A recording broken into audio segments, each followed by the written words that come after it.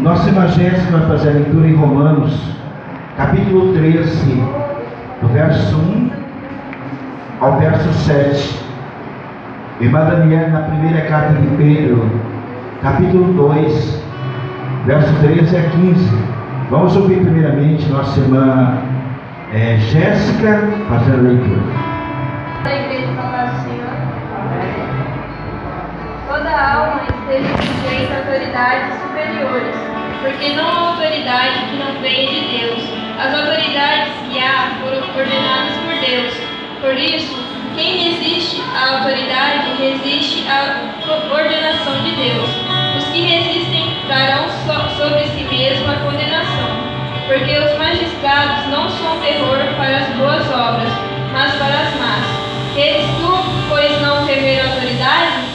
Fazei o bem e terás louvor dela, porque ela é ministro de Deus para teu bem. Mas, se fizeres o mal, teme, pois não traz teu balde a espada, porque é ministro de Deus e vingador para castigar o que faz o mal. Portanto, é necessário que lhes estejais sujeitos, não somente pelo castigo, mas também pela consciência. Pois desta razão também pagais tributos, porque são ministros de Deus, atendendo sempre a ti mesmo. Portanto, dai cada um o que deveis: a quem tributo, tributo; a quem imposto, imposto; a quem temor, temor; a quem honra, honra.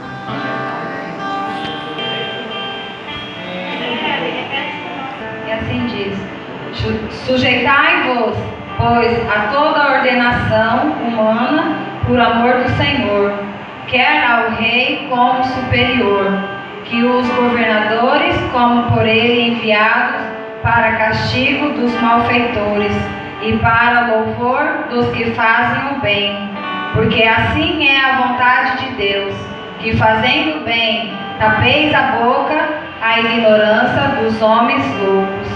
Amém. Amém, irmãos. Que Deus nos abençoe. Podem sentar, queridos. Nós vamos ter a Santa Ceia do Senhor hoje à noite.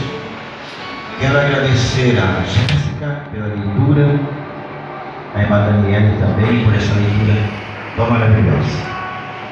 Irmãos, nós estamos vivendo nos últimos dias em que o mundo mudou. E as transformações, elas estão acontecendo dia após dia, vão se mudando. Isso já é normal. A Bíblia já previa isto. Cumprimento da palavra do Senhor. Mas para nós que somos filhos do reino de Deus, transformado pela graça do Senhor, devemos obedecer a palavra do Senhor. No domingo passado nós falamos que todos nós devemos voltar à leitura da palavra. E graças a Deus, porque a palavra do Senhor diz que ela é uma lâmpada dos pés e luz para o nosso caminho. O salmista escreveu dizendo assim: eu escondi a tua palavra no meu coração para eu não pecar contra ti. Como a igreja está crescendo cada dia, graças a Deus. Nós estamos vendo vários ministérios da igreja, os departamentos, as crianças, os jovens, os adolescentes, ministério de música, estão cada dia que passa crescendo. Mais pessoas, mais jovens, mais crianças estão desenvolvendo seus talentos. Mas também, irmãos, nós não devemos atropelar aquilo que a Bíblia, a palavra do Senhor, nos ensina. Quando Paulo escreveu a sua carta aos Romanos, os romanos, meus irmãos em Cristo, eram profundos conhecedores da verdade. Por exemplo, quem for fazer direito vai estudar o Código Romano.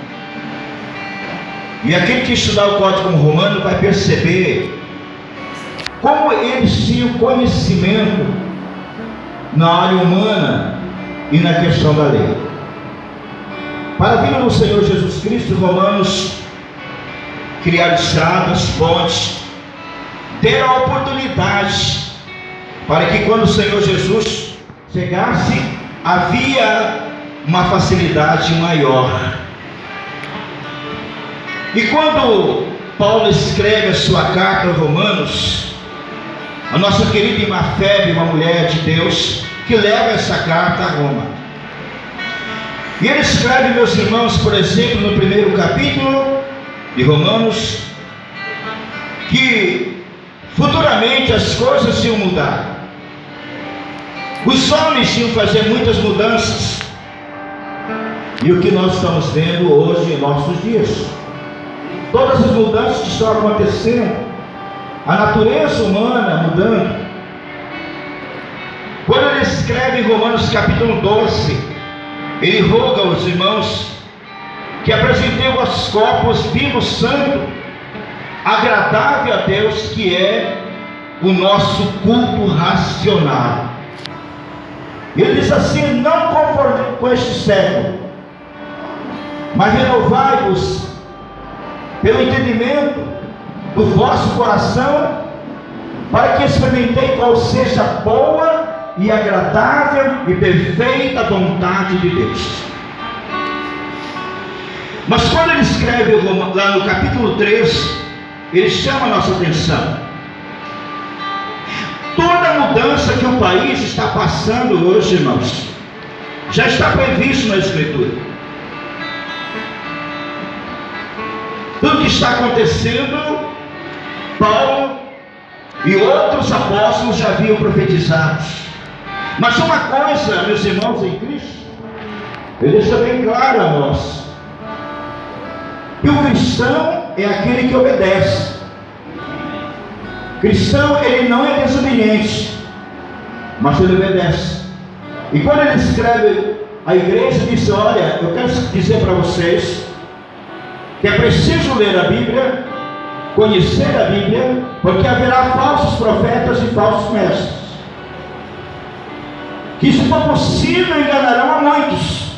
É preciso que tenha cuidado nessa área da vida espiritual. Mas também eu quero dizer para vocês que todo cristão, ele também tem o dever com o Estado. Ele tem o dever com as leis e deve cumprir rigorosamente todos os princípios da lei, porque a lei, ela não foi criada para o desobediente. A lei foi criada para os desobedientes, mas para os obedientes foi necessário cumprir a lei. E como que se cumpre a lei? Através da nossa obediência. Constantino, meus queridos, ele assumiu o reino no ano 306 e ele foi até no ano 337, ele foi rei. E sabe o que aconteceu com Constantino?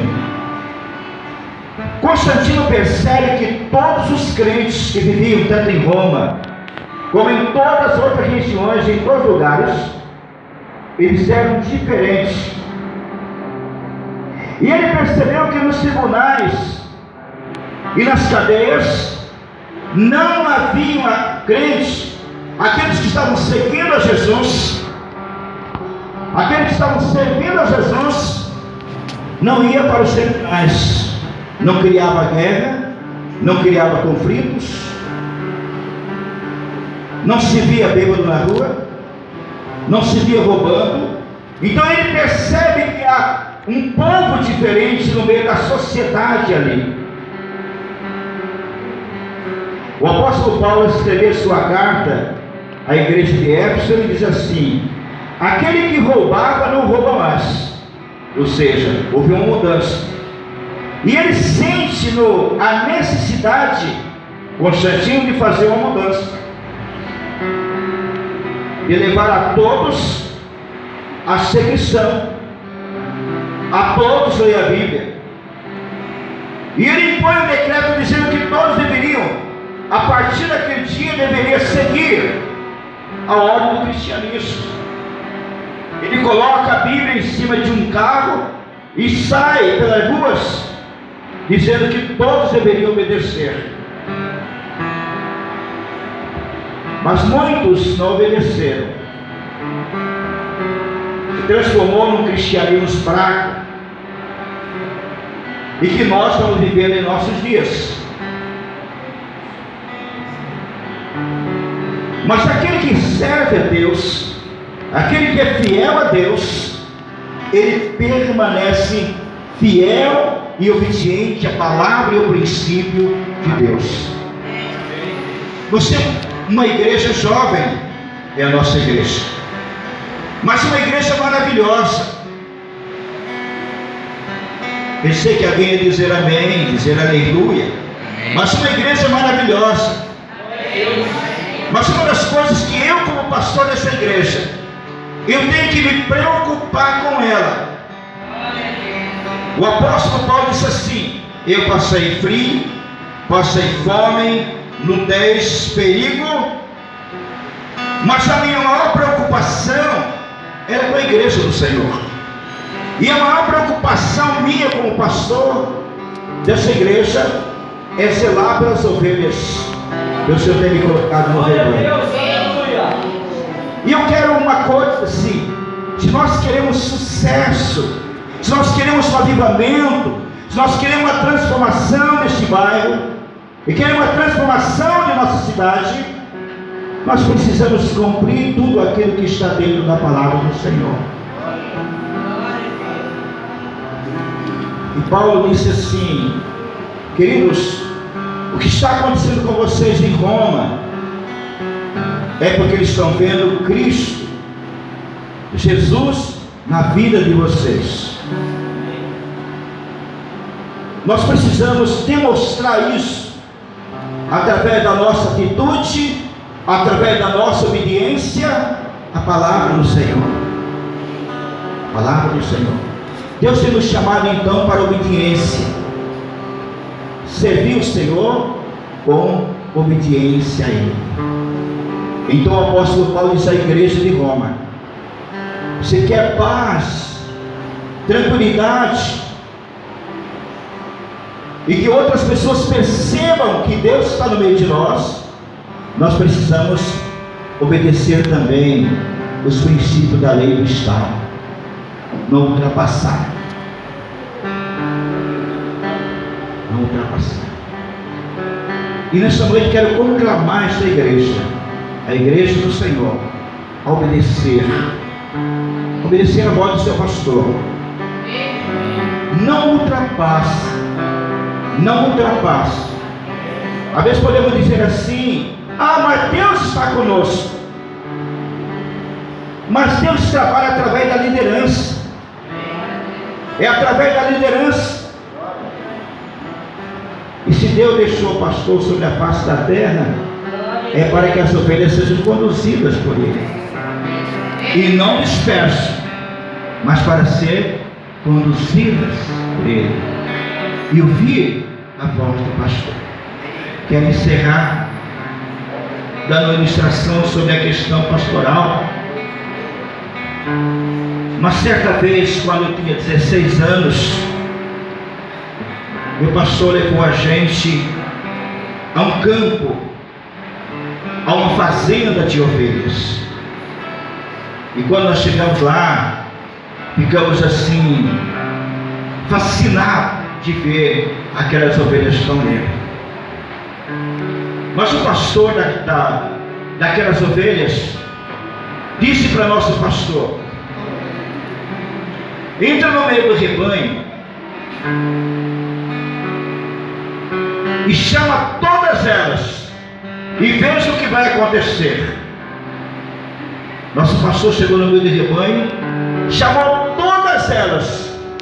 Elas continuaram de cabeças baixas, pastando, e como se nada estivesse acontecido ali.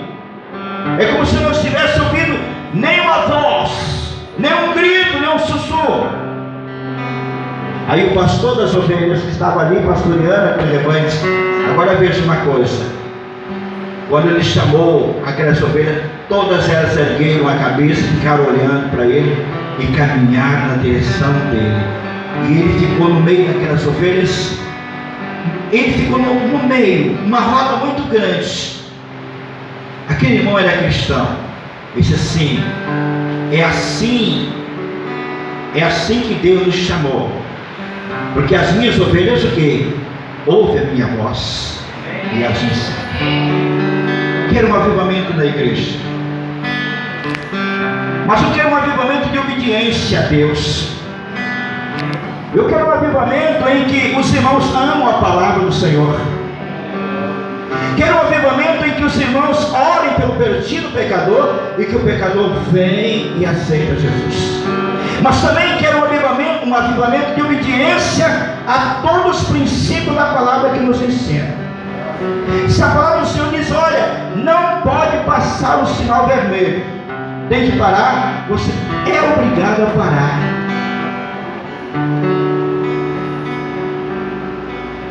Talvez você passou a primeira vez, não deu nada.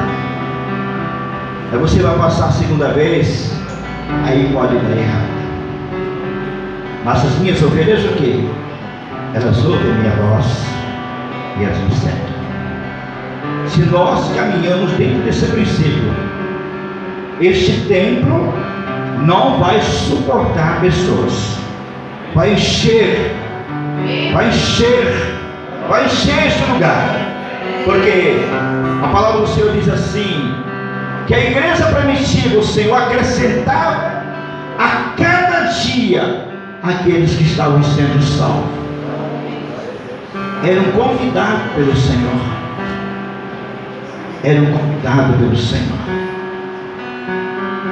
O irmão ia passando lá pela rua, desviado, desgarrado no caminho do Senhor, com o pensamento totalmente virado para outras coisas. Mas quando os irmãos reuniram, orando aqui, louvando a Deus, o Espírito do Senhor disse: ô moço, você que afastou o rebanho, você que distanciou o rebanho, ali é um rebanho orando, vai lá, entra lá. Se você quer ser curado, entra lá, que elas vão dar para você. Se você quer ser liberto, entra lá. Se você quer ser salvo por Jesus Cristo, entra lá. Sabe por quê? Porque a minha presença está lá. Queremos uma igreja onde a presença do Senhor é constante na nossa vida. Vamos colocar em pé, vamos orar. Logo em seguida, vamos ministrar a ceia do Senhor.